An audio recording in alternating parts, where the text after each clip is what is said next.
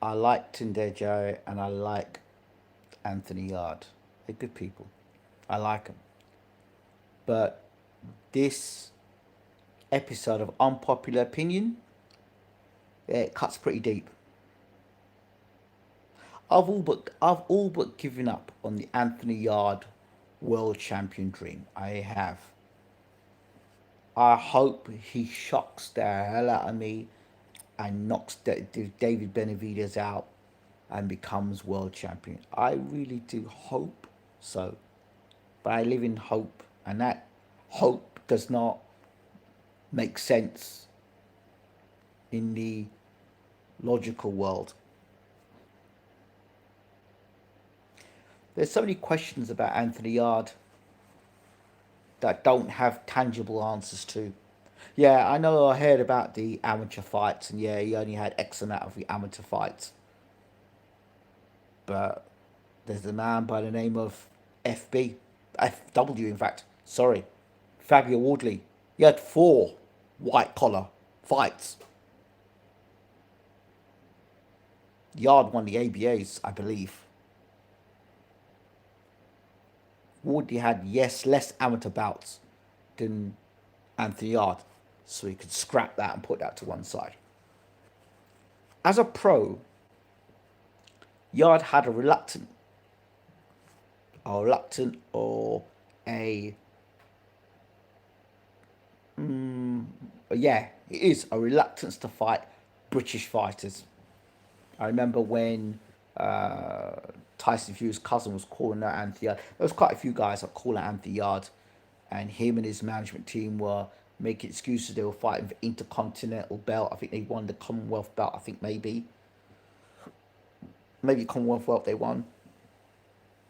But it seemed the Yard career, for somebody who had such limited amateur bouts, was on a fast track as a pro. There are pros who've had amateur careers and decorative amateur careers that have had slow burning careers.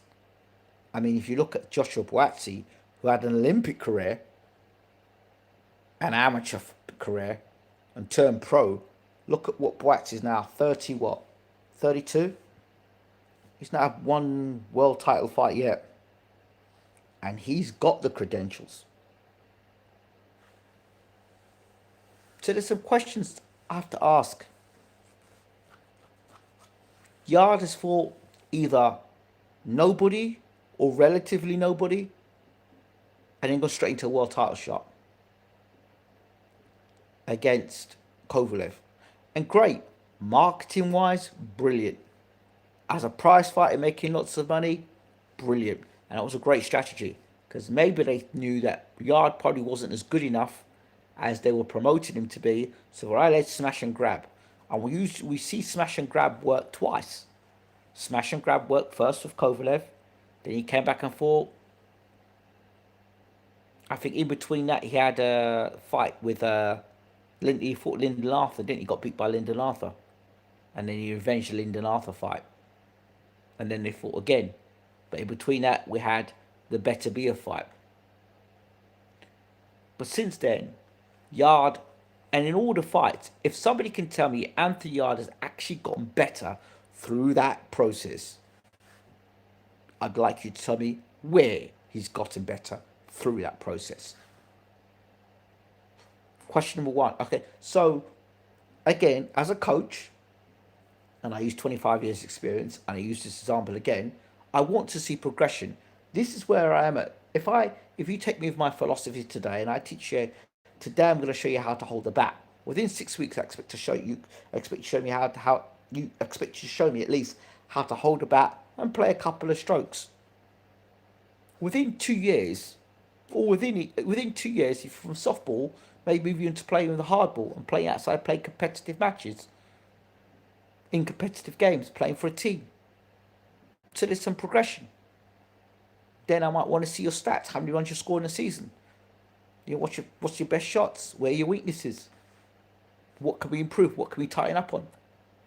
For example, your average. Okay, your average is now 12, 15, 20, 30.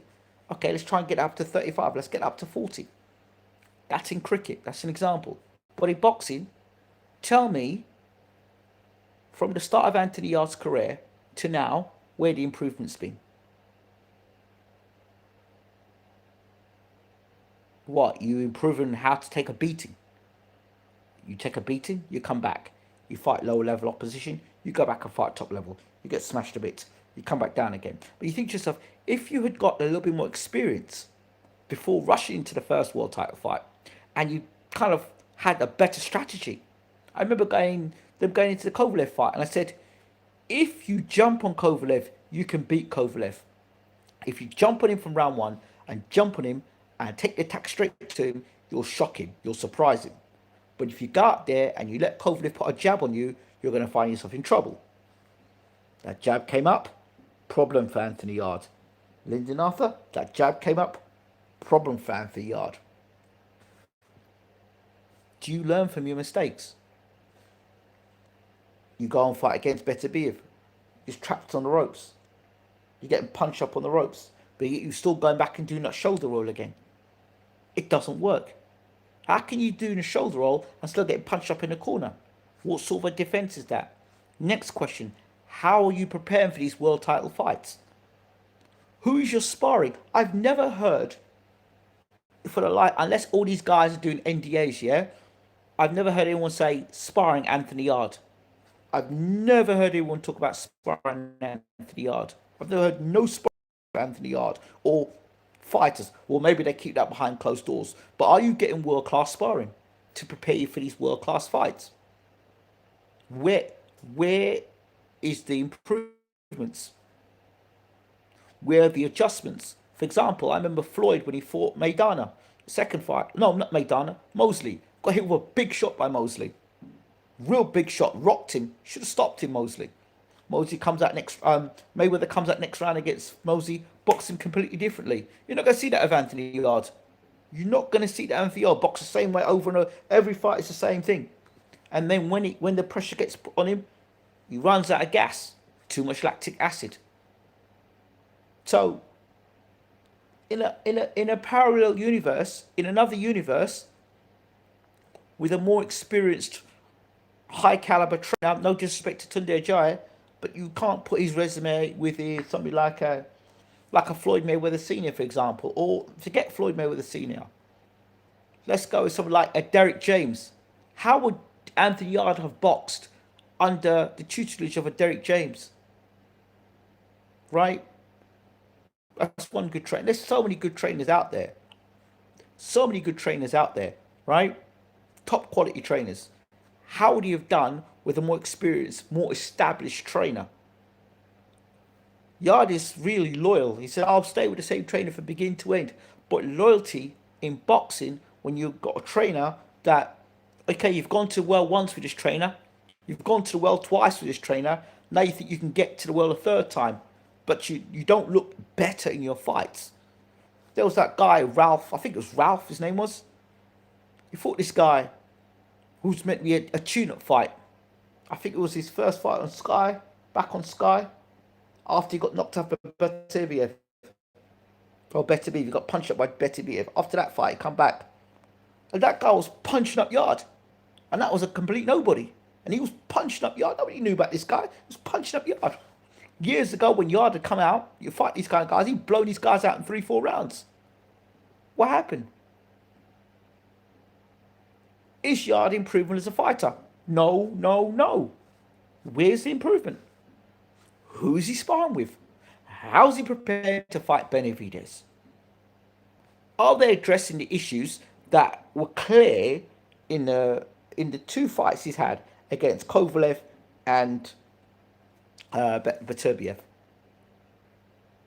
Can he set a pace and maintain a pace? Can he get... So, I mean, when we talk about Anthony Yarde and the jab, is he a guy that's going to be dominate behind a left jab? Has he got a left jab to dominate with? He's got a jab. But if you watch Yarde, a lot of times when he jabs, he drops the left hand, he gets hit with jabs over the top. You're going to fight a guy against Benavidez. He's got faster hands than you. Puts better punches together than you. He's got a better engine than you. I'm going to say he's coming up. He's a light heavyweight. He's coming up from super middle to light heavy. So he's gonna have fast hands. He's gonna have met guys that are faster than you, and you're a plodder. And you'll just stand and look at a guy, and the guy throw punches at you, and you're gonna try and shell up. And then all that shell, you get tired, and then down the stretch, 7, 8 rounds, you're exhausted, and you're gonna get exhausted against a guy as Benavidez. Against Benavidez, the one thing you may have is timing. So you can time it. I've always said if you're going to beat Benavidez, you've got to time him. When he's throwing his shots, you've got to punch him straight down the middle. The one thing Yarde has is a good right hand. But his boxing fundamentals are terrible. You just think if he had his boxing fundamentals, if they hadn't rushed Yarde, if they'd given him an established, a really good trainer, after, 10, 15 fights, a really good trainer to really... And that style he has now, he's stuck with that style for life. No trainer can take him now because it's ingrained in him. That system is ingrained in Anthony Yarde. And yes, he's made a lot of money. But could he have made a hell of a lot more money if they'd taken a little bit more time with him to build him correctly? And that fight against Kovalev, where he would lost against Kovalev with a better strategy and better preparation, maybe he'd be world champion.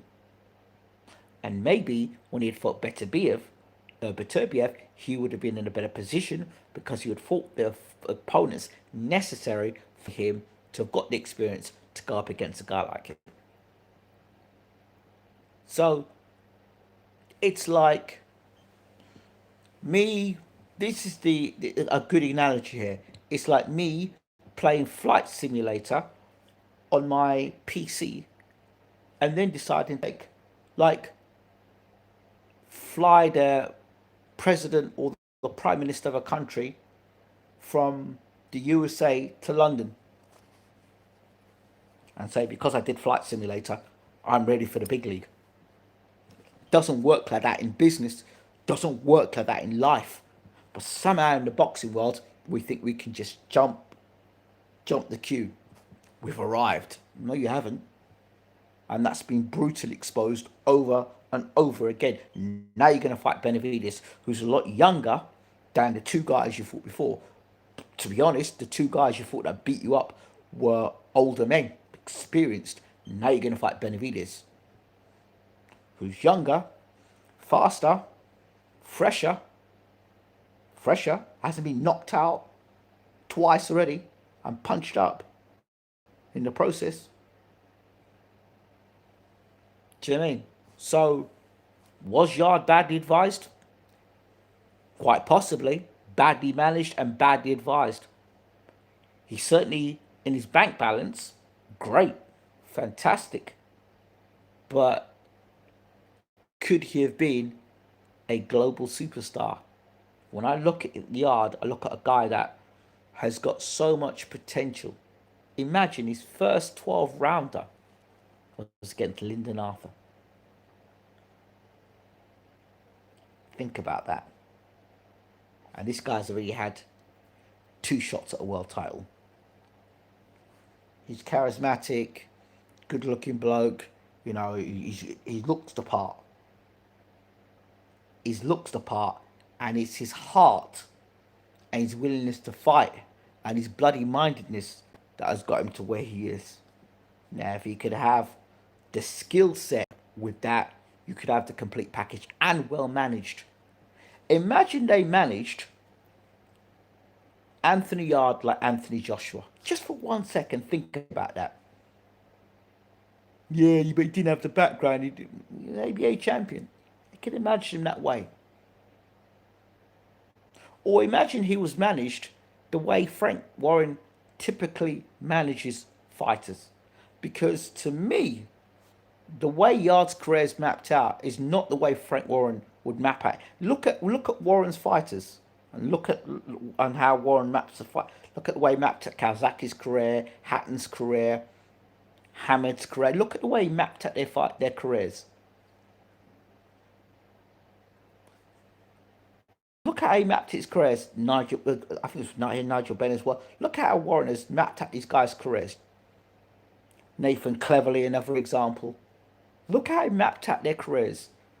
Hey, just 1 minute you're fighting Joe from nowhere, and the next minute he's fighting for the championship of the world. It never worked like that. Frank gave you a progression. This was kind of like smash and grab, kamikaze management. Kamikaze management, right? 1 minute you're fighting a guy ranked 250, next minute you're fighting the best in the world. How do you jump from that to that? How do you do that? How is that even allowed? And just to that point, maybe, just maybe, the board needs to have, you need to fight an eliminator for a world title against somebody within the top 10 to justify your fight for a world title, because people are going to get hurt. People are going to get seriously hurt like this. But anyway, that's beside the point. Don't get me wrong, marketing wise, genius, brilliant. He's probably I'm sure he's made more money than Joshua Buatsi, and probably made more money than Callum Smith, right? He's probably laughing in the bank. I mean, that might be questionable because Smith won all the belts in the Super Six trophy, so that could be questionable. The level of opponents Smith has fought, but I don't know. Let me know your thoughts in the comment section when it comes to Anthony Yarde. And have you heard or seen sparring partners with Anthony Yarde? Does Anthony Yarde actually do quality sparring, or is it just with his trainer? It's questions you've got to ask. I wish Anthony Yarde all the best against Benavidez. I'll be hoping and praying that he gets out of that fight. And I hope, safe and well, first thing. And secondly, I hope and pray that he doesn't get too hurt in this fight, because Benavidez, when that man starts putting punches together, is a problem. There's a reason why Canelo kept away from him. Let me know your thoughts in the comment section. I'm out here.